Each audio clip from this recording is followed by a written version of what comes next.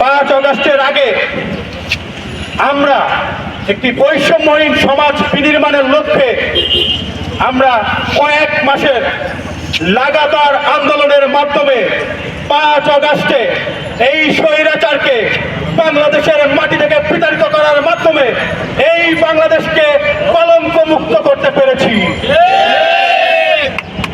5 August পরবর্তী বাংলাদেশে আমরা বৈষম্যহীন একটি বাংলাদেশ, অর্থাৎ একটি নাগরিকের যতগুলো অধিকার নিয়ে বেঁচে থাকা, অর্থাৎ নিরাপত্তা নিয়ে এই রাষ্ট্রে বেঁচে থাকার অধিকার রয়েছে, তার নিশ্চয়তা আমরা 5 আগস্ট পরবর্তী বাংলাদেশে অন্তর্বর্তীকালীন সরকারের কাছে অঙ্গীকার করেছিলাম।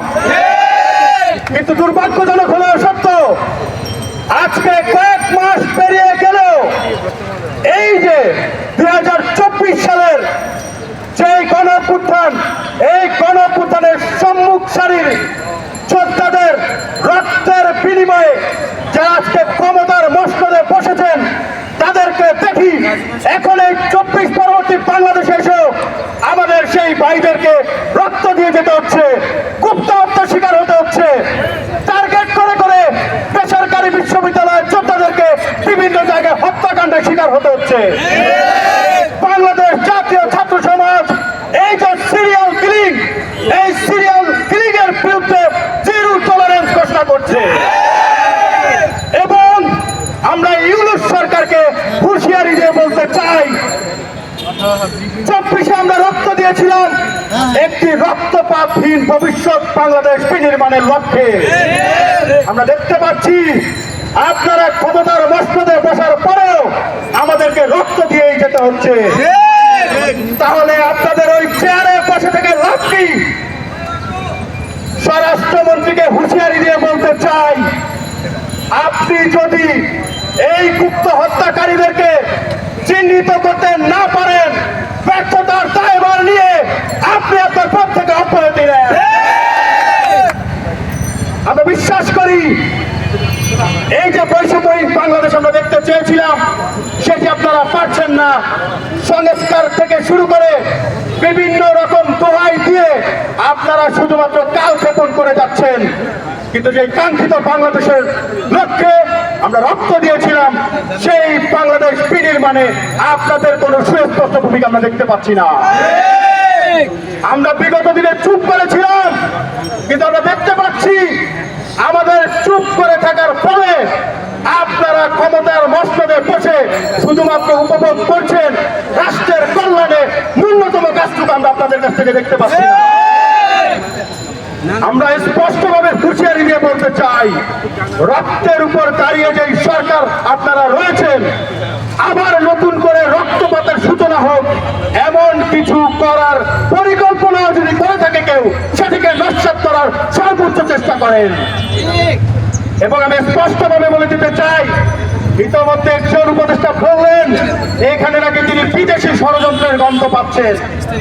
আমরা স্পষ্টভাবে বলতে চাই, বিদেশি যে কোনো অপশক্তিকে রুখে দেওয়ার জন্য বিগত দিনে বাংলাদেশের ছাত্র জনতা ঐক্যবদ্ধ ছিল, ভবিষ্যতেও থাকবে।